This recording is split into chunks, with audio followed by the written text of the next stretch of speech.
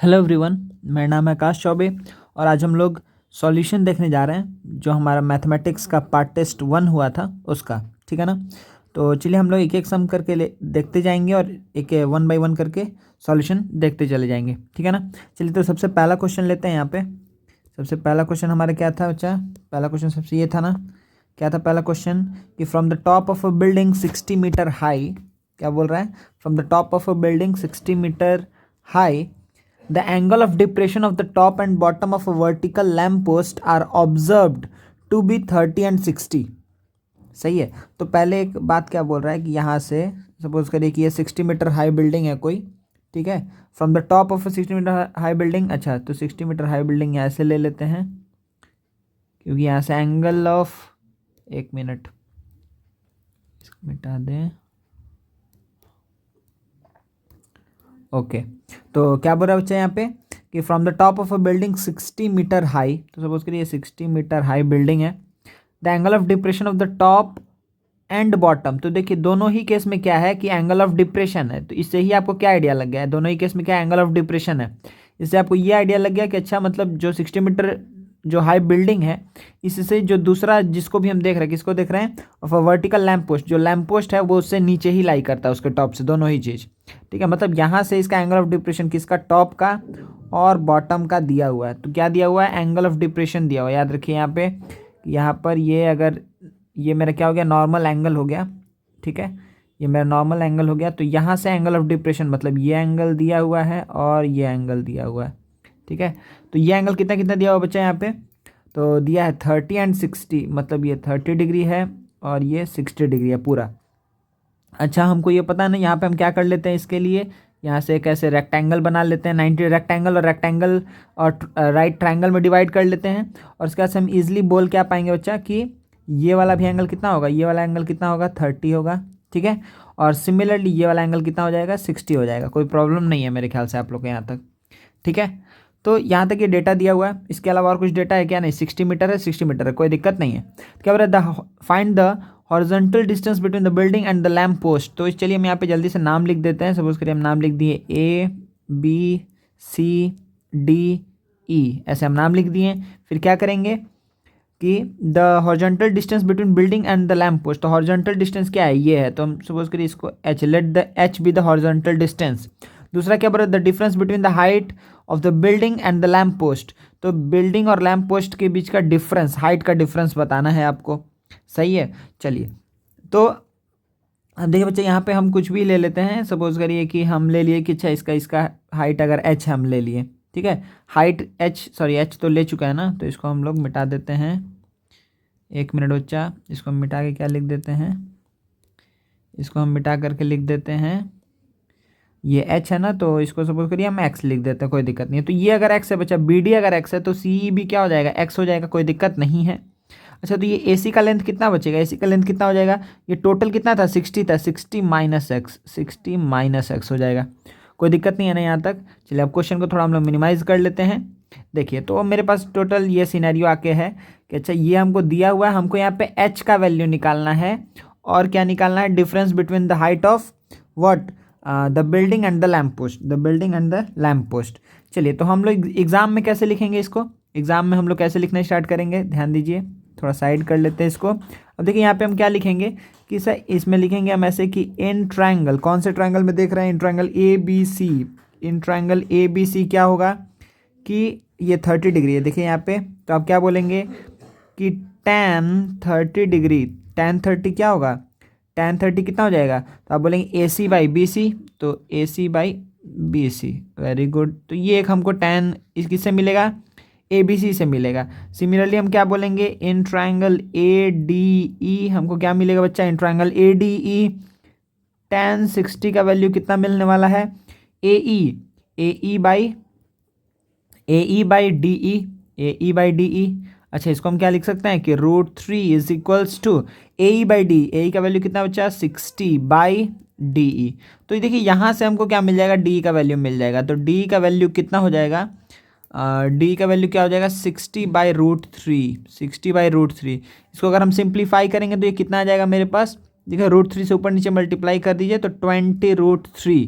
ठीक है। तो ये क्या हो जाएगा? इसका यूनिट सब मीटर में था, ठीक है ना, तो मीटर, तो यहाँ पे क्या आ जाएगा डी का वैल्यू, डी मतलब क्या हुआ एच, एच का वैल्यू कितना आ गया, एच का वैल्यू कितना आ गया 20√3 मीटर्स, ठीक है।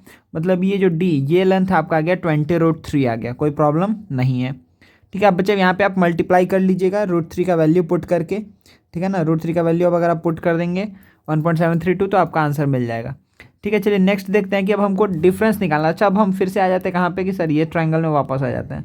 जब ये ट्रायंगल में वापस आएंगे तो हमको क्या मिलेगा, ये ट्रायंगल में वापस आएंगे तो देखिए यहाँ पर अगर हमको डी का वैल्यू पता चल गया, यही क्या है डी ई है, ये डी ई है, और डी ई किसके बराबर होगा, बी सी के बराबर होगा, क्योंकि रेक्टेंगल फॉर्म हो चुका है। तो डी अगर एच है तो बी सी भी, ये भी लेंथ क्या होगा एच ही होगा, कोई दिक्कत नहीं है।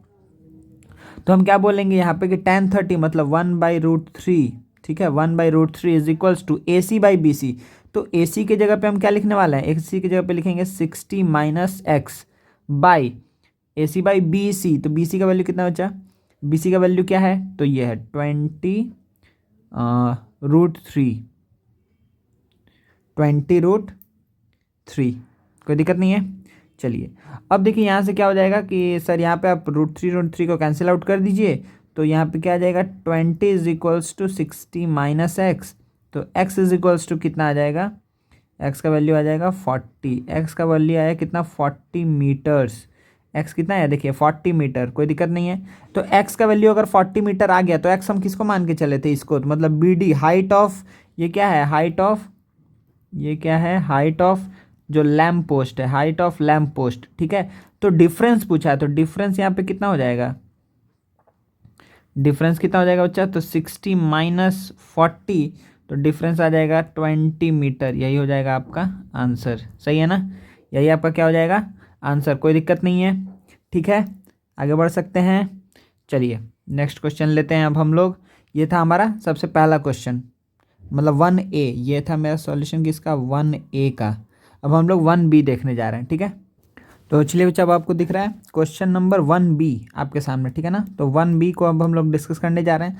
तो 1B में देखिए ये ट्रिको का क्वेश्चन है, और यहाँ पे आपको प्रूफ दैट का समय कि आपको प्रूफ करना है कि ये पार्ट इज इक्वल्स टू ये part, LHS equals to RHS आपको प्रूफ करना है।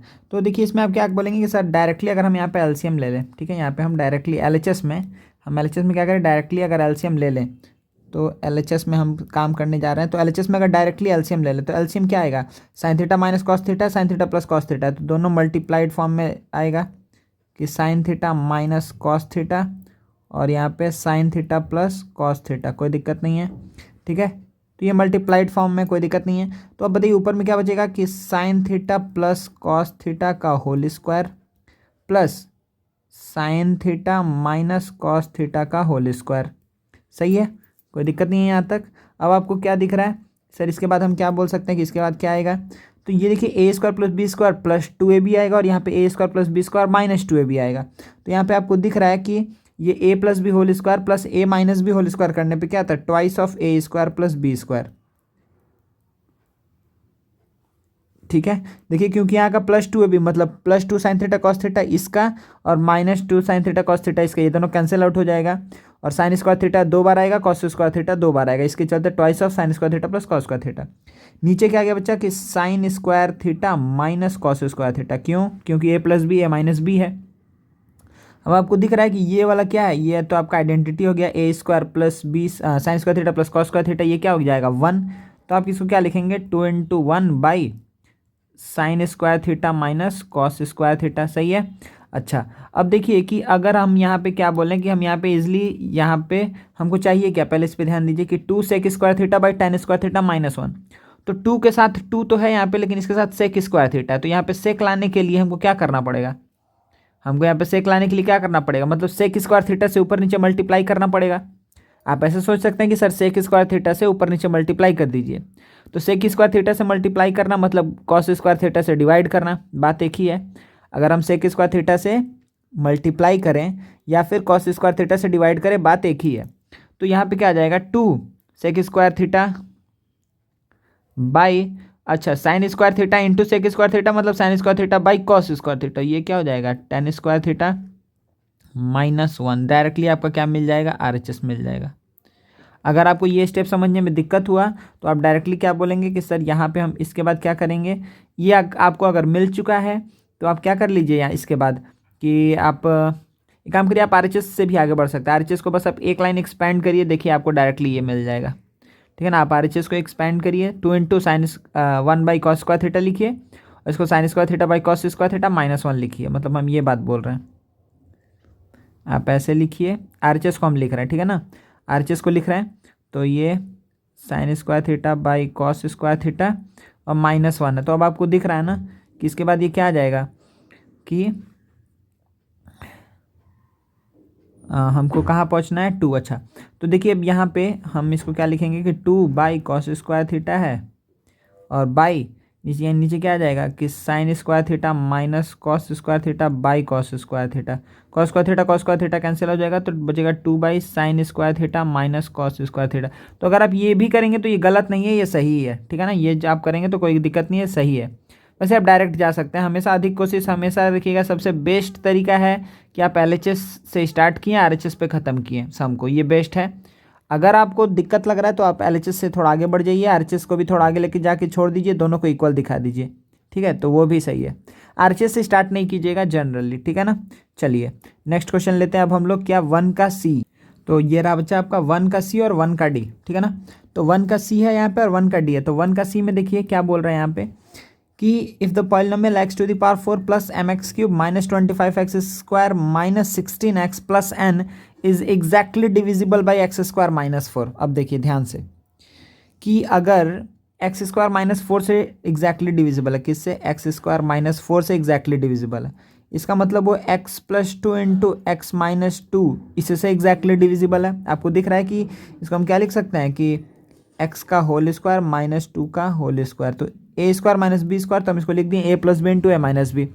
मतलब कि अगर वो नंबर इससे, मतलब जो भी पॉलिनोमियल है सॉरी, वो अगर इससे एग्जैक्टली डिविजिबल है तो इससे भी एग्जैक्टली डिविजिबल होगा। तो अगर ये इस इन दोनों के प्रोडक्ट से एग्जैक्टली डिविजिबल है, इसका मतलब क्या हुआ, इंडिविजुअली भी इन दोनों से डिविजिबल होगा।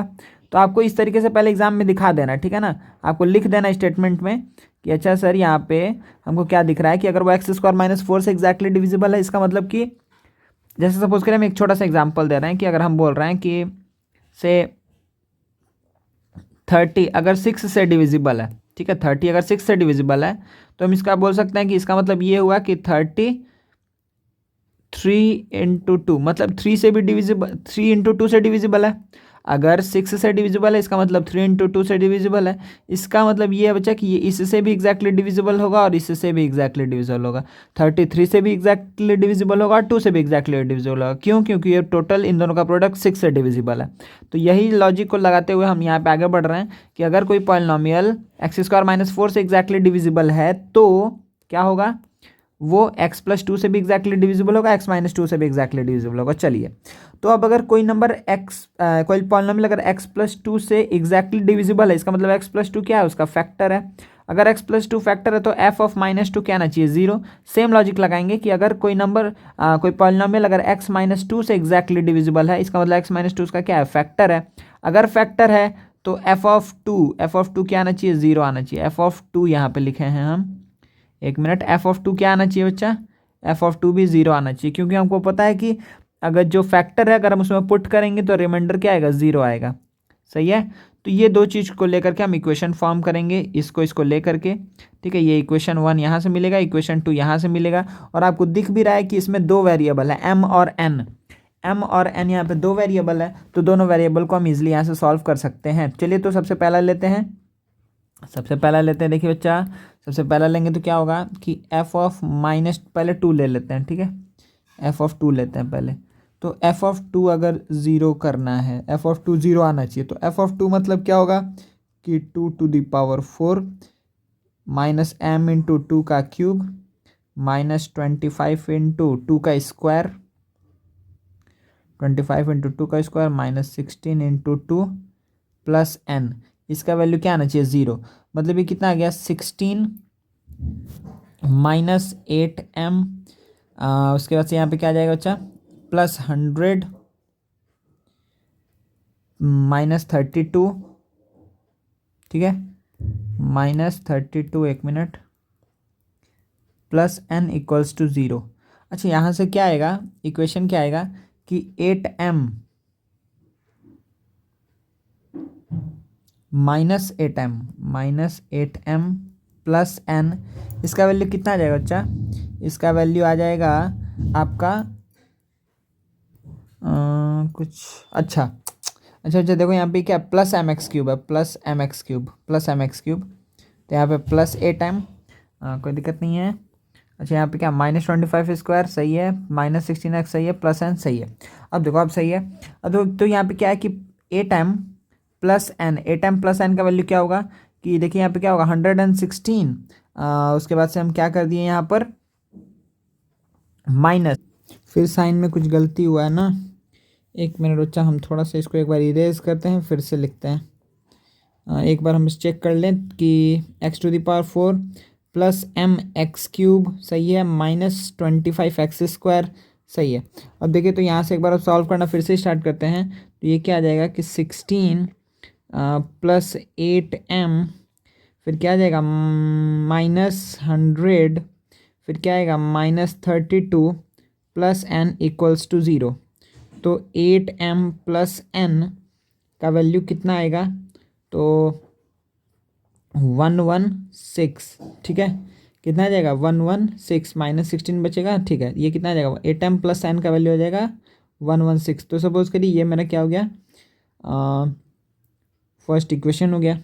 सिमिलरली यहाँ पे क्या किया, f(2) को 0 किया, ठीक है ना। एक बार हम इसको मिनिमाइज़ कर दे रहे हैं, मिनिमाइज़ कर दे रहे हैं, नहीं ठीक है, क्वेश्चन अभी लगेगा हम लोग को। तो देखिए यहाँ पे f(2) को 0 किया है। अब सपोज करिए यहाँ पे f(2) को 0 किया, अब हम क्या करते हैं कि f(-2) को 0 करते हैं। चलिए, तो f(-2) को जब 0 करने जाएंगे बच्चा, तो क्या मिलने वाला हमको, ध्यान दीजिए, f(-2) को 0 करना है, तो f(-2) मतलब कि -2⁴ प्लस m इंटू -2 का होल क्यूब, -25 इंटू -2 का whole square, -16 into -2 plus n equals to 0। तो यहाँ पे क्या दिख रहा है आपको कि 16, जहाँ ऑड पावर है निगेटिव साइन देते जाइए, -8m, फिर क्या हो जाएगा -100, ठीक है, क्योंकि यहाँ पे देखिए प्लस हो जाएगा और माइनस है तो साइन चेंज नहीं होगा यहाँ पर। अच्छा, प्लस क्या हो जाएगा 32 प्लस n इक्वल्स टू 0। तो यहाँ पे क्या आएगा -8m प्लस n का वैल्यू, यहाँ पे कितना हो जाएगा, 100 में से हमको सब्ट्रैक्ट करना है 48, 100 में से सब्ट्रैक्ट करना है 48, तो ये कितना आ जाएगा 52, कितना आ जाएगा 52। चलिए, वेरी गुड। तो ये मेरा जो हो गया, ये हो गया सेकंड इक्वेशन। अब बस हमको क्या करना बच्चा यहाँ पे कि हमको 1 और 2 इक्वेशन मिल चुका है, 1 इक्वेशन 2 इक्वेशन। अब दोनों m और n को हम लोग सॉल्व कर लेंगे, ठीक है। m और n का वैल्यू इजिली अब हम लोग निकाल सकते हैं, और आप लोग सॉल्व करिएगा इसको, हम इसको डायरेक्टली बोल दे रहे हैं क्या आएगा यहाँ पे, ठीक है। यहाँ पे क्या आ जाएगा आंसर, m का वैल्यू आ जाएगा, m का वैल्यू आ जाएगा बच्चा यहाँ पर 4, m का वैल्यू आएगा 4 और n का वैल्यू आएगा 84, ठीक है। आप इसको 9 क्लास से कर रहे हैं हम लोग अच्छे से सॉल्व। ये क्या है, साइमल्टेनियस लीनियर इक्वेशन, मतलब लीनियर इक्वेशन इन 2 वेरिएबल है, हम लोग को इसको pair of linear equation in 2 variable है, हमको सॉल्व करके m और n का वैल्यू मिल जाएगा, यही हो जाएगा मेरा आंसर, सही है। चलिए नेक्स्ट क्वेश्चन देखते हैं बच्चा। यहाँ पे ये था c, 1 का c था ये, ठीक है ना, ये 1 का c था, ये 1 का c था। चलिए 1 का d देख लेते हैं जल्दी से एक बार।